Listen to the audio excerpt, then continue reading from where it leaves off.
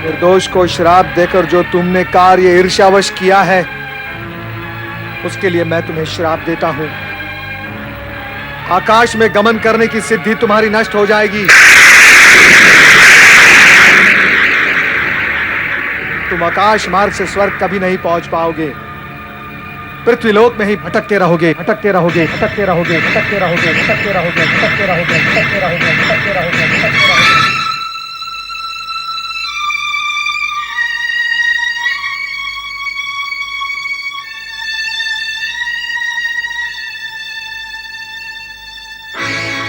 प्रभु, प्रभु मेरी रक्षा करे, प्रभु मेरी रक्षा करे, प्रभु मेरी रक्षा करे।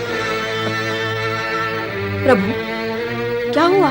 प्रभु मेरी रक्षा करे, प्रभु मेरी रक्षा करे, प्रभु मेरी रक्षा। नारद विपत्ति में फंसे हुए देवी, और वे दुखी हृदय से हमें पुकार रहे हैं, किंतु हम उनके सम्मुख जाकर उन्हें लज्जित नहीं करना चाहते। स्वामी, नारद आपके परम भक्त हैं, आप उनका कष्ट दूर करें।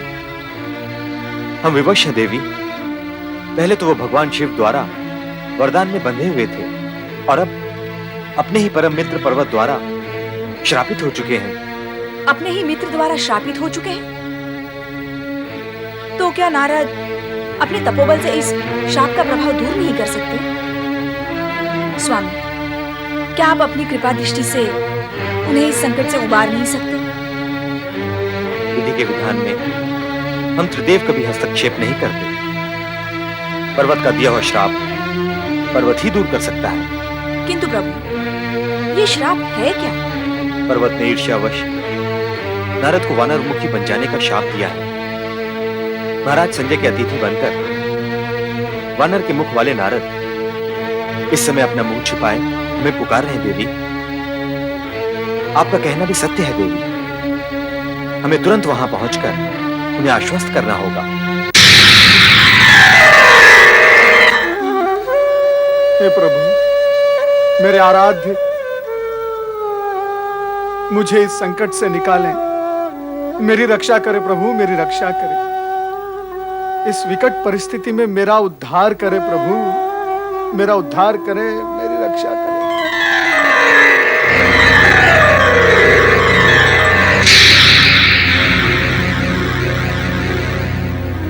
नारद,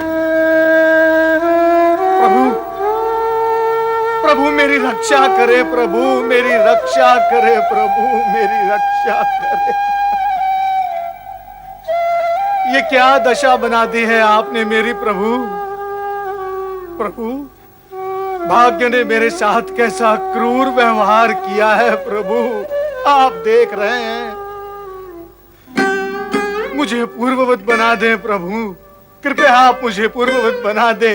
इस लज्जास्पद स्थिति से मुझे उबारे प्रभु। उठो नारद। नारद, हम तुम्हारी पीड़ा से पीड़ित हैं, किंतु हम विवश हैं। जब तक पश्चाताप के तप से तपित होकर पर्वत स्वयं यहां लौटकर नहीं आता, तब तक तुम्हें इसी रूप में रहना होगा।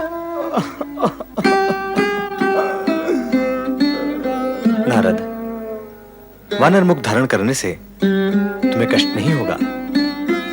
इस बीच तुम्हें अपूर्व अनुभव प्राप्त होगा। इसे अभिशाप नहीं, वरदान समझो नारद। इसे जीवन के नए अनुभवों से साक्षात्कार करो। प्रभु, कृपया कर अब यह भी बता दे कि मैं अपने मूल स्वरूप को कब प्राप्त करूंगा। पर्वत के लौटने तक का समय देखते ही देखते बीत जाएगा नारद। तब तक तुम दमयंती की छत्र छाया में रहो, तुम्हारा कल्याण हो।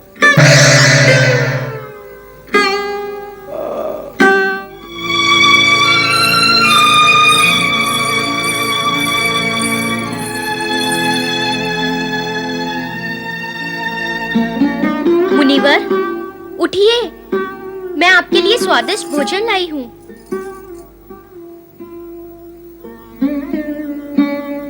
उठिए मुनिवर, उठिए, भोजन का समय हो गया है।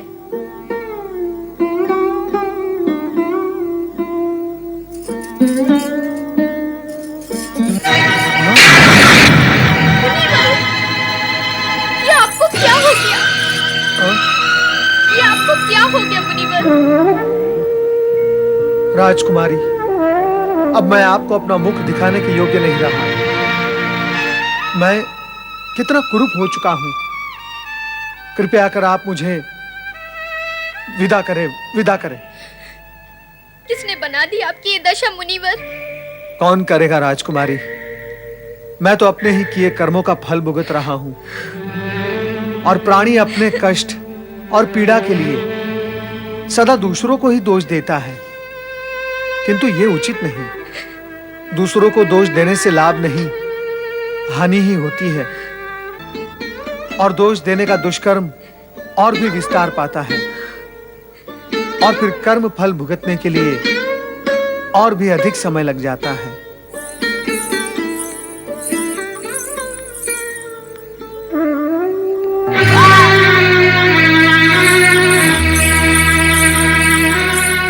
क्या हुआ? नारद मुनि, नारद मुनि,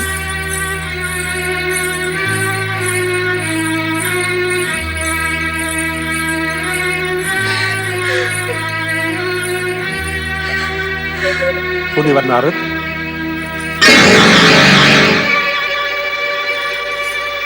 आपकी सारी सिद्धियां, सारे चमत्कार यहां आकर नष्ट हो गए और आप अपने आप को कुरूप होने से नहीं बचा सके।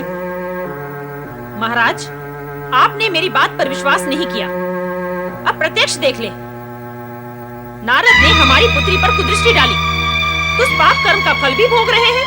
नहीं माता, नहीं, सर्वथा ऐसा नहीं है। इन्होंने मुझसे कोई ऐसी बात नहीं की। इन्होंने तो सदा मुझसे दूर रहने की चेष्टा की है। दमयंती, नारद ने हमारे आतिथ्य का दुरुपयोग कर तुम्हें भ्रमित कर दिया है। क्या इसका वानर मुख देखकर भी तुम सत्य को नहीं समझ सकी? क्या अब तक भी तुम्हारी आंखें नहीं खुली? नारद मुनि, यदि अब भी कुछ लज्जा का अंश शेष है तो अपना ये सुंदर सलोना मुख लेकर तुरंत निकल जाओ यहाँ से। माता, किंतु मन ही मन मैंने अपना पति स्वीकार कर चुकी हूँ। पति मारी गई है तुम्हारी, बुद्धि भ्रष्ट हो गई है। एक रूप मुनि जो छली कपटी है, उससे विवाह करोगी तुम इस अभागे के साथ? किंतु पिताजी, कुछ भी बोलने की आवश्यकता नहीं है। हमने तुम्हारा विवाह राजघराने की रीति के अनुसार स्वयंवर द्वारा निश्चित कर दिया है। इस जीवन में इनके अतिरिक्त अन्य किसी को अपने पति के रूप में स्वीकार नहीं करूंगी, नहीं करूंगी, नहीं करूंगी, नहीं करूंगी। अब यही मेरे सर्वस्व है। नहीं राजकुमारी, नहीं। आप भावुक हो रही हैं। मुझ अभागे के साथ आप अपना जीवन जोड़कर उसे नष्ट न करें। राजकुमारी, मुझ में ऐसा कुछ भी नहीं है जिसके लिए आपको अपने माता पिता का विरोध करके इस राजसी जीवन को त्यागने का विचार करना पड़े। आपके लिए तो उचित यही होगा कि आप अपने माता पिता की आज्ञा का पालन करते हुए जीवन का सुख भोगे। मुनिवर, मुनिवर, मुनिवर, चलो।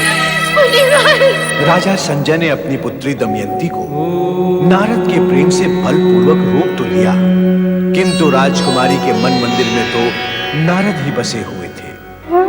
नारद प्रताड़ित होकर अपनी सुध बुध खो बैठे थे।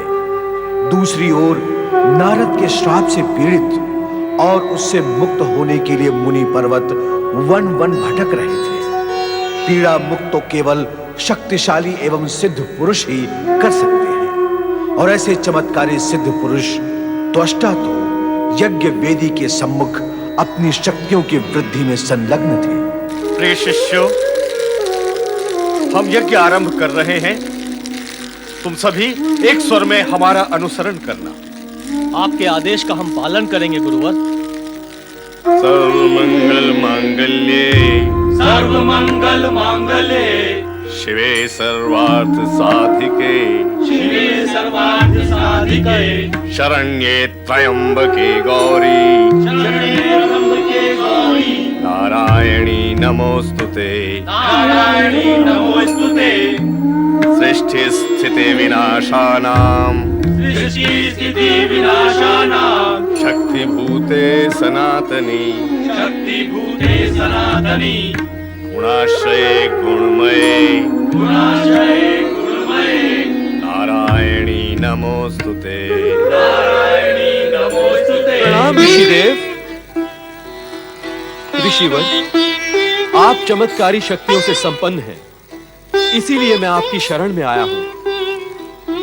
क्या तुम्हें भी दुष्ट इंद्र ने स्वर्गलोक से निकाल दिया है? यदि ऐसा है तो आकर हमारे साथ यज्ञ में बैठ जाओ, किंतु यज्ञ में बाधा न पहुंचाओ। शरणागत दीनार्थ परित्राण परायणे सर्वस्यार्ति हरे देवी नारायणी नमोस्तुते सर्वस्वरूपे सर्वेशे सर्वशक्ति समन्विते भयेभ्यस्त्राहि नो देवी दुर्गे देवी नमोस्तुते।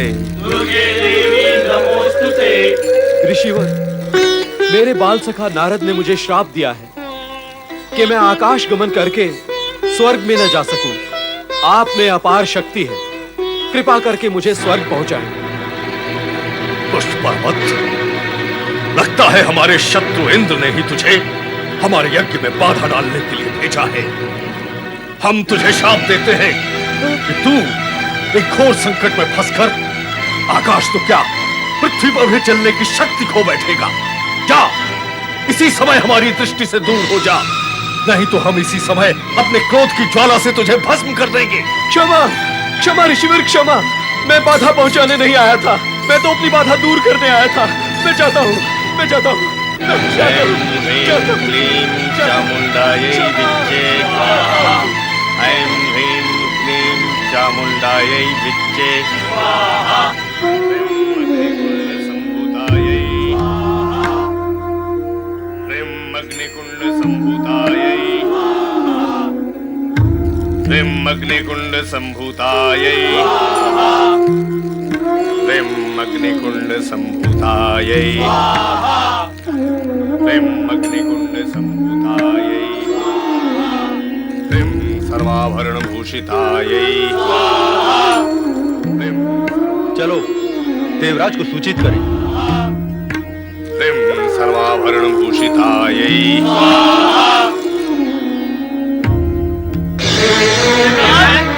देवराज, देवराज, क्या हुआ? अनर्थ हो गया देवराज। उस अनर्थ का कुछ नाम भी होगा वरुण देव। त्वष्टा ऋषि महायज्ञ कर रहे हैं देवराज, और वो यज्ञ तीव्र से तीव्रतर होता जा रहा है, और वह किसी भी समय सफल होकर हमारे विरुद्ध अपनी चमत्कारिक शक्तियों का उपयोग कर सकते हैं। ये तो स्पष्ट ही है देवराज कि वे शक्ति संचित कर आपसे अपने अपमान का प्रतिशोध लेना चाहते हैं। वे ऐसा करें, इससे पूर्व ही हमें सचेत हो जाना चाहिए। आप हमें आज्ञा दें, हम अपनी शक्तियों का प्रयोग कर त्वष्टा को उसके यज्ञ सहित समाप्त कर देंगे। हाँ देवराज, जब तक त्वष्टा जीवित रहेगा हमें शांति से नहीं रहने देगा। वो स्वर्गलोक का शत्रु बन चुका है। स्वामी, कुछ भी करने से पूर्व आपको देवगुरु बृहस्पति का परामर्श अवश्य लेना चाहिए। इसकी आवश्यकता नहीं है। देवगुरु के परामर्श की आवश्यकता नहीं है? क्यों? स्थिति को समझने का प्रयत्न करो देवी। यदि देवगुरु बृहस्पति ने त्वष्टा के विरुद्ध शक्ति प्रयोग ना करने का परामर्श दे दिया तो हमारी क्या दशा होगी? तब भी हमें शक्ति का प्रयोग तो करना ही होगा। उनसे परामर्श ना लेने पर उनकी अवज्ञा करने के दोष से तो बचे रहेंगे।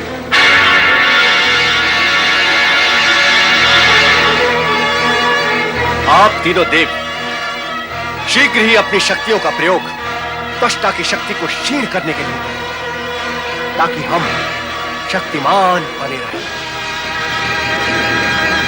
ह्रीं श्रीमत्यै सिंहासनेश्वर्यै ह्रीं चतुर्बाहु समन्वितायै ह्रीं चिदाग्निकुंड संभूतायै ह्रीं सर्वाभरण भूषितायै ह्रीं ब्रह्मगंधि विभेदिन्यै